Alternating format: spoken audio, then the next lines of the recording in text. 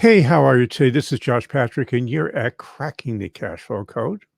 Today, my guest is Todd Palmer, and Todd is from he is from Extraordinary Advisors, and he's an interesting guy. He signed up for the podcast. I was having a good time reading about him and all the stuff he does, and I'm sure he'll talk about a bunch of them himself. So instead of me wandering on about talking about somebody I've just met, we'll let Todd come on and he'll talk about himself. Hey, Todd, how are you today? I am excellent. Thank you so much for having me on the show today. I'm happy to be here. Oh, it's my pleasure. I always enjoy these things. One of the things I was really excited about having you on about is almost nobody in the business world ever uses this word. And it's a word I think which is really important. And when I say it, most business owners will go hide under their desk and say, I can't do that. And that word is vulnerability. Yes. Well, it's a big part. Well, it's a big part of life, as well as a big part of being an entrepreneur. And I found that when I wasn't vulnerable, I was at my most risk when I was able, as a CEO for almost 25 years, to be vulnerable. That's where the best ideas came from. The best team environment was created, and the most psychological safety was achieved. It also shows the most trust. Oh, for sure. It's I found it was more of trusting the room, trusting others, trusting myself. I mean, for me, the layers of trust around being vulnerable. That's why I put it in the book. I call it ATV: authenticity, transparency, and vulnerability. And when you put that into a recipe, when dealing with leaders, when dealing with boards, when dealing with everybody in your life, family included, I find that much more rich and generative conversations take place versus wearing lots of masks, which is usually the opposite of being vulnerable. Yeah, well, the truth is you cannot be authentic unless you're vulnerable because you have to talk about your warts if you want to be seen as being authentic. Otherwise, you're seen as a fake. Oh, absolutely. It's so interesting that you say that. I do a lot of work with forums. I work with a group called EO, the Entrepreneurs Organization. I'll go Yeah. and work with their forums. And I have a motto which I talk about: the worst day of my life is within the first 10 minutes, to show that my messes become my message, is to set the tone in the room versus saying, let's have a safe room. Let's have an authentic, transparent, and vulnerable room. Let's demonstrate that. Let's show you what it's like to be vulnerable. And like you said, you're really talking about a lot of tough things. And I find it's really interesting that when someone typically steps out first and is vulnerable, then a lot of other people feel a sense of relief, like, oh, I can show up as my true, authentic self as well. Yeah, well, I tell people, we often advise folks to do customer advisory boards. And one of the things I tell people when they're putting a board together is that you have to have a curmudgeon in your board because nobody's going to tell the truth if somebody raises their hand and says, as much as I like you, there are some things I really would like to see you do better. And once somebody says that, it opens up the room. Well, yeah, Same thing with peer-to-peer forms, which sure, you're doing absolutely. with EO. Well, in Yale, we use an exercise called the Johari window exercise, where it's got the 4 quadrants. And the one quadrant, there's the parts of me that I know that you know. The second parts are the parts of me I know that you don't know. Then there's the parts of me that I don't know and you don't know. But the most valuable part I find as a facilitator and as a coach is the parts of me that I see that you don't see. And how do I shine a light on that so that you can have that opportunity for growth? Because when people have those breakthrough moments, those light bulb moments, especially around being authentic in demonstrating vulnerability, then it shifts the room. The energy in the room literally changes. Yeah, I've done a bunch of speaking as you have over your lifetime. And about 4 or 5 years ago, I used to do this short, like 2-minute introduction about where I came from. And it was mostly the highlights. There were almost none of the lowlights that were there. So I decided I'm going to take 7 minutes out of my talk and I'm going to go a deep dive into the lowlights of my path to where I got, because the truth is none of us who run our own businesses and build them past 50 employees do it without making tons of mistakes along the way. And most of those mistakes are or were really painful at the time they happened. And years later, they're not as painful, and sometimes even funny. But Yeah, I can completely relate. I start off my book From Suck to Success talking about the worst day of my life, September 9th of 2006. I was $600,000 in debt. I was 2 months away from running out of all of my money. The bank had called the line. They were going to take my house. My son and I were about to be homeless. And I was suffering from massive imposter syndrome. And my itty bitty shitty committee in my head was telling me how much I sucked. I had 600,000 members to that board. So there was a lot of noise going on. And I finally got out of my way, hired a coach and got help. And I find that when we, people like you and I, we go out and talk about our lowlights, the tough stuff, and then we show how you can pivot into having a successful outcome. It removes that idea I think for people that it's easy for everybody else, but it's not easy for me. Or it's, everyone else is an overnight success. But there's something wrong with me. Or the elevator to success is, from floor 1 to floor 100 is just a straight line versus this looping corkscrew of misery that, folks like you and I have been through. So when I do tell them the happy ending of the story, that we paid off all the debt in 8 years and made the Inc. 5000 as one of America's fastest growing companies a crazy 6 times, they know that it wasn't just an overnight success story. It was about, I had to show up as a leader differently because I'm the one who got us into debt. I'm the one who had to get us out of debt and change the team, change the culture, change the process, change, starting with me. yeah, 600,000 sounds like such a paltry amount. Because Well, I was at 1.8 million. Well, it's all proportional. It's all. So Well, it depends on the industry you're in and the business you're in. I was in the vending business where a machine cost $2,800. Sure. And that was, 40 years ago. And we were supposedly very profitable and growing like crazy, except we were spending all our money, all we could borrow, and all we couldn't borrow on credit to buy more machines. And on top of that, my bank got redlined by the control of the currency. Oh, so wow. So they called me, and there was a book by Tom Wolfe called Man in Full, which is a great book. I highly people recommend reading it. The first 60 pages are a workout committee meeting, and it was a carbon copy of what I went through with my bank. Wow. And not a good place to be.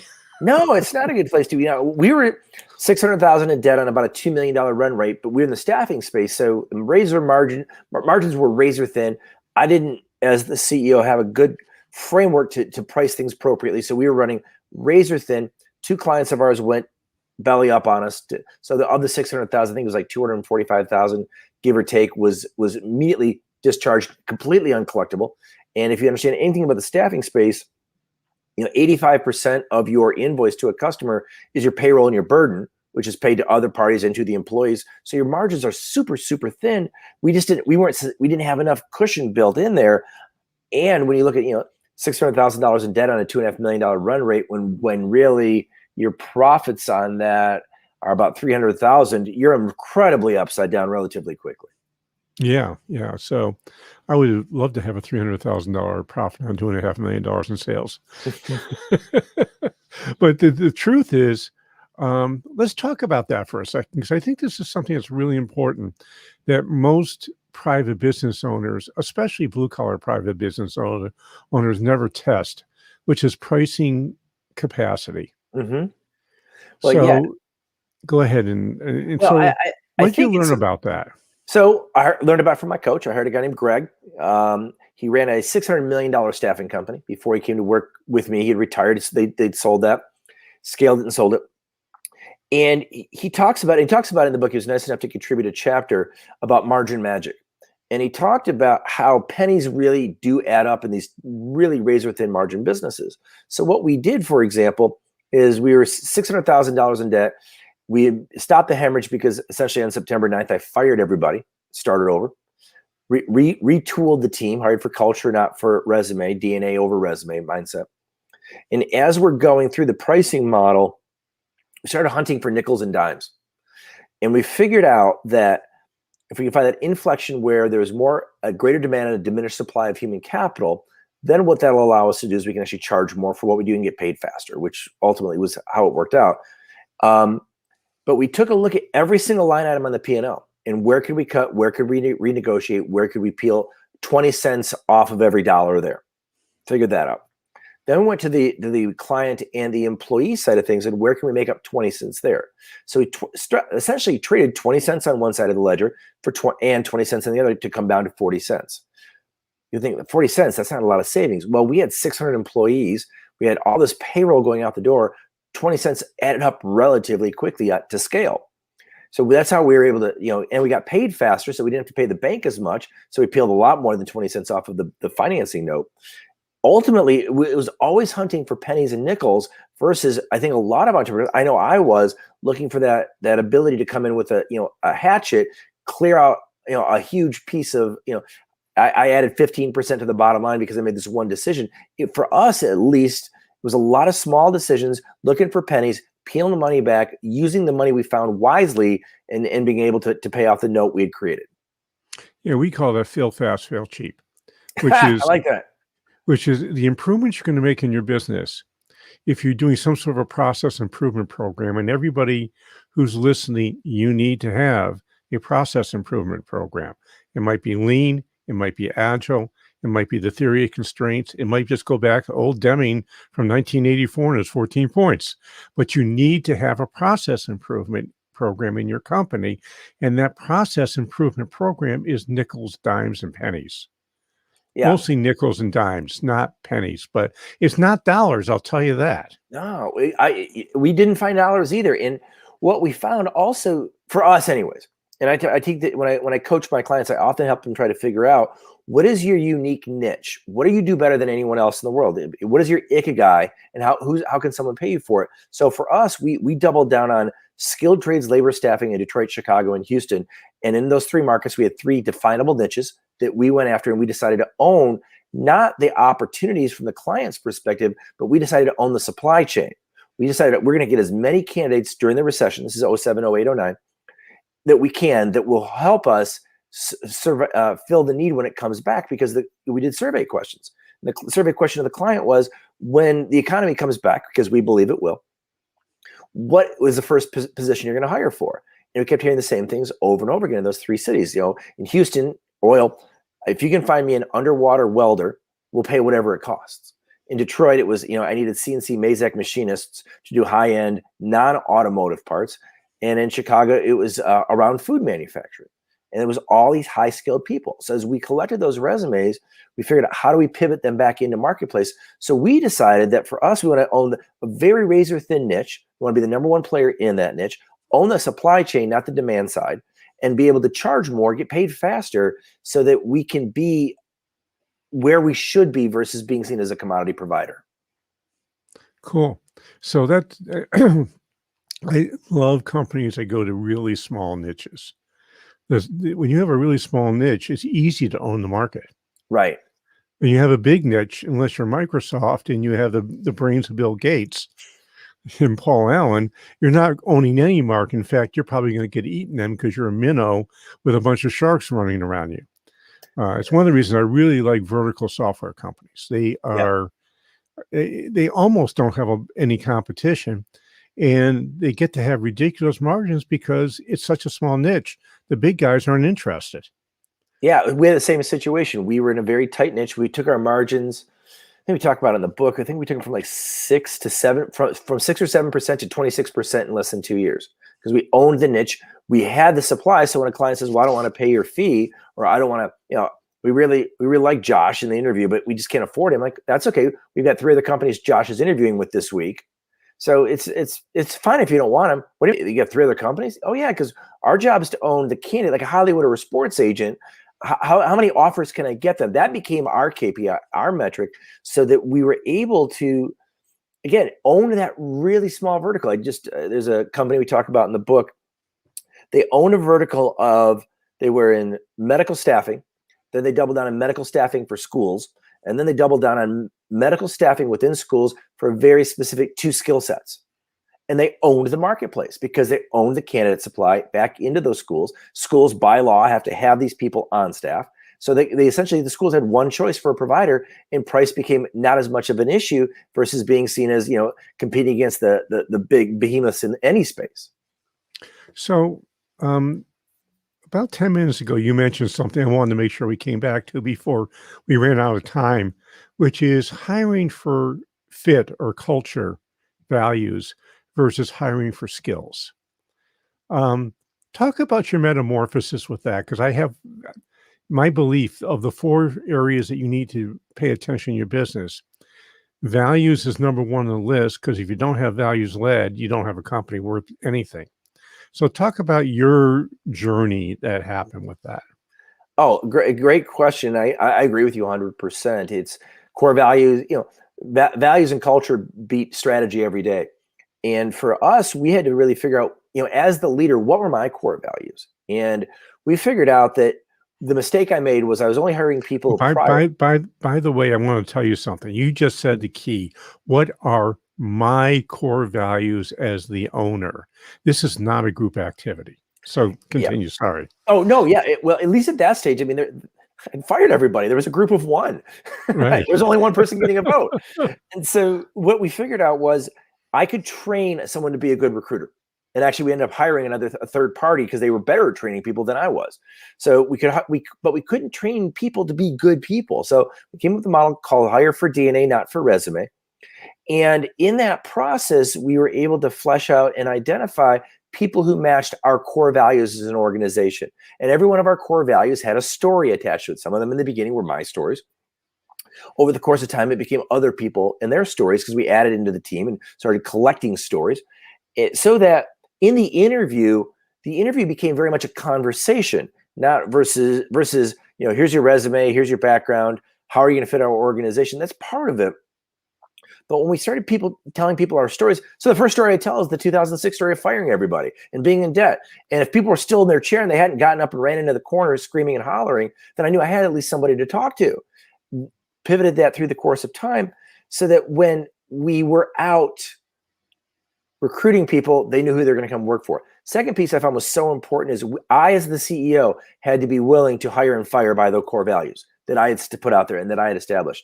Not only for the internal staff we had, but also for clients. I had a coaching client I was working with, and their core value was honesty.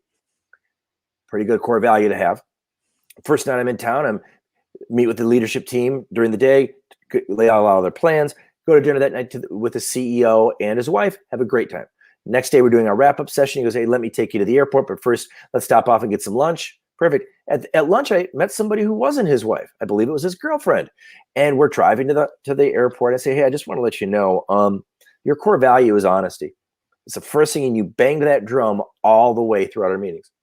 What you just demonstrated in your personal life will show up in your business, and I just choose not to be a part of that. I'm not going to live with coach somebody whose values, one, are out of alignment with mine, but two, who's basically showing up two-faced. I can't do that. So I fired the client. That's when I know I'm doubling down on my core values, or as a company, we're doubling down on our core values when we can hire and fire by them. Yeah. If you don't, I mean, it's sort of, it's kind of goes back to vulnerability and authenticity.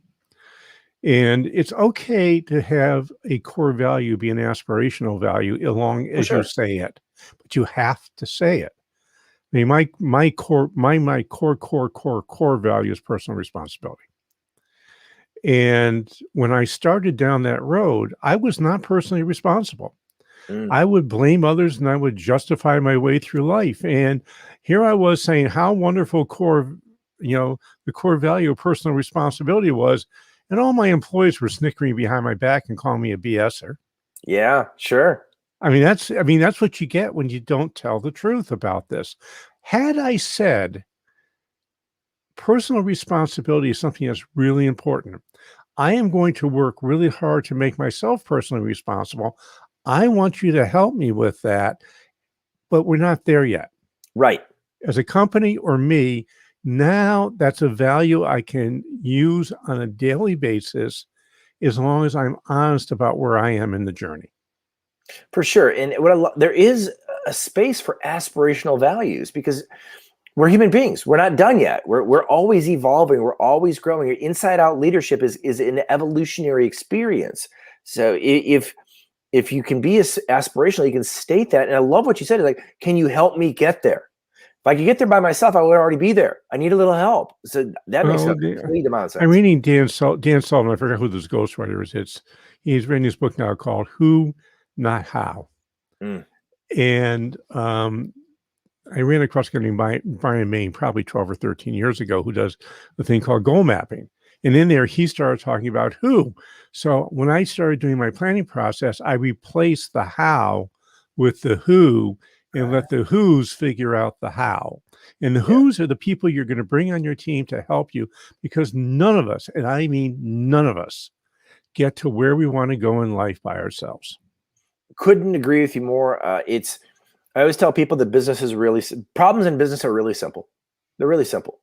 It's people. They're not easy, but they're simple. Yeah. Every problem in business is people. Well, I don't have enough money. Well, someone in the company didn't spend the money correctly, or like me, they spent it foolishly.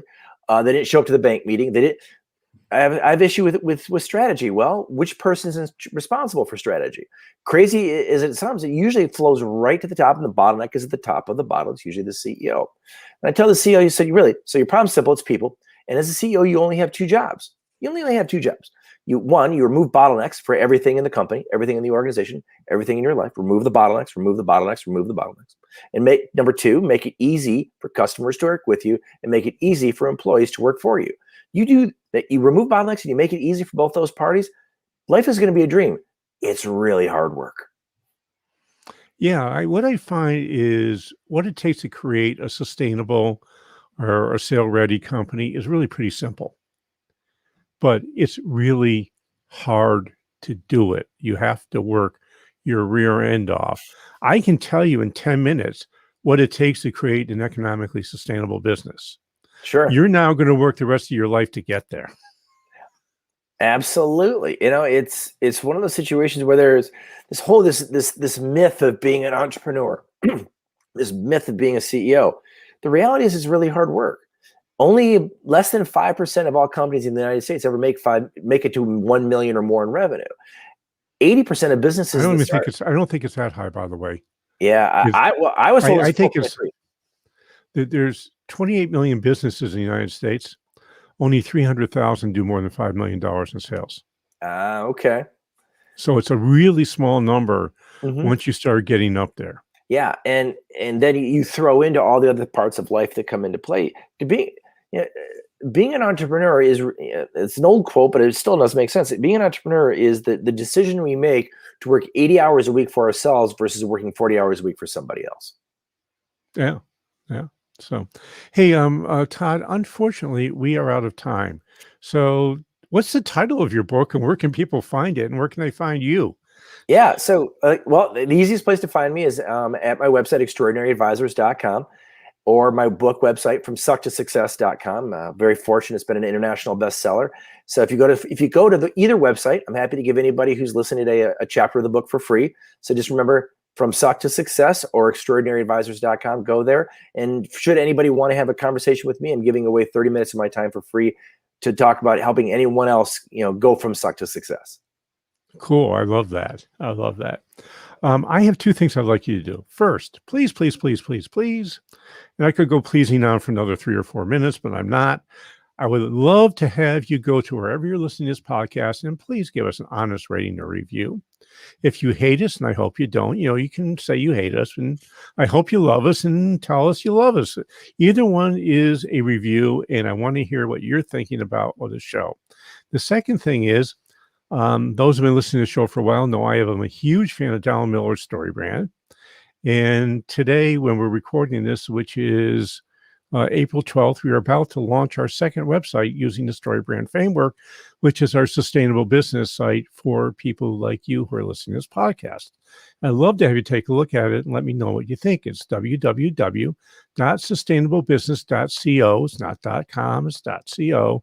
That's www.sustainablebusiness.co. And let me know what you think. Hey, this is Josh Patrick. We're with Todd Palmer. You're at Cracking the Cash Flow Code. Thanks a lot for stopping by. I hope to see you back here really soon.